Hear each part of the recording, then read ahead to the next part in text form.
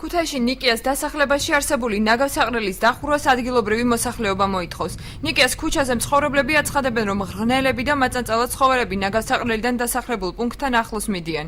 მოსახლეობის თქმით, პრობლემის მოსაგვარებლად ადგილობრივ ხელისუფლებას ქმედითი ნაბიჯები არ გადაუდგამს. ნარჩენების პოლიგონი ამავე დასახლებაში 1957 წლიდან ფუნქციონირებს და 15 ჰექტრამდე ფართზეა განთავსებული.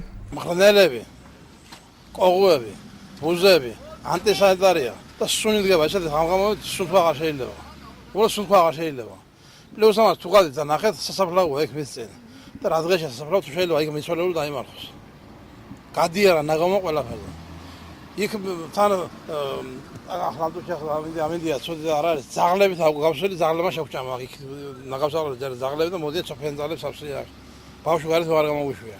რამდენჯერმე მიმართულია ყველგან, იციან, აგა მერია მარიციტურა, რაღაც ყველაფერიცია. კაცი შვილი არ გვაქვს ყურადღება.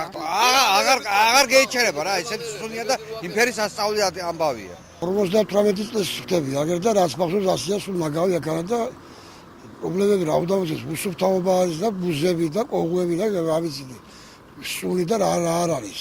უახლოეს პერიოდში აღნიშნული ნაგავსაყრელის დახურვის ეტაპი დაიწყება და მიმდებარე ტერიტორია ინერტული მასალით დაიფარება. მოეწყობა გამწვანების აქცია და დაიწყება თანამედროვე სტანდარტების პარკის მშენებლობა, რისთვისაც საბოლოო ჯამში 9,5 მილიონი ლარი დაიხარჯება. აცხადებს ქუთაისის ვიცე-მერი თენგიზ თოფურიძე.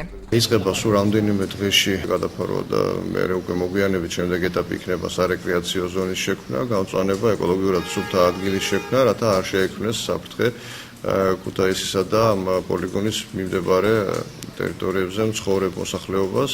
საერთაშორისო სტანდარტების შესაბამისი ახალი ნაგავსაყრელი ქუთაისში 2016 წლის დასაწყისში ჩაეშვება ექსპლუატაციაში. აცხადებს ჩვენთან სატელეფონო საუბარში შპს საქართველოს მყარი ნარჩენების მართვის კომპანიის წარმომადგენელი გიორგი ხუროშვილი. მისივე ინფორმაციით პროექტისთვის სულ 4 მილიონი ევროა გამოყოფილი აღნიშნული ნაგავსაყრელი ნარჩენებს ქუთაისის ახლო მდებარე მუნიციპალიტეტებიდანაც მიიღებს.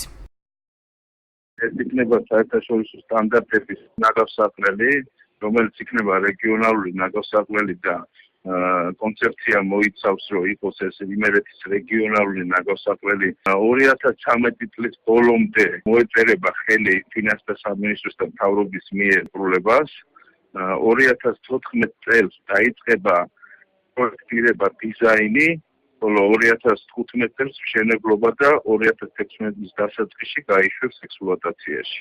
ახალი ნაგავსაყრელის მშენებლობა ქუთაისის შესასვლელში სოფელ ჭოგნარში დაუსახლებელ ტერიტორიაზე იგეგმება. პროექტის მიხედვით ნაგვის გადამამუშავებელ დანადგარს 2 საათში 22 ტონამდე ნარჩენის მიღება შეიძლება.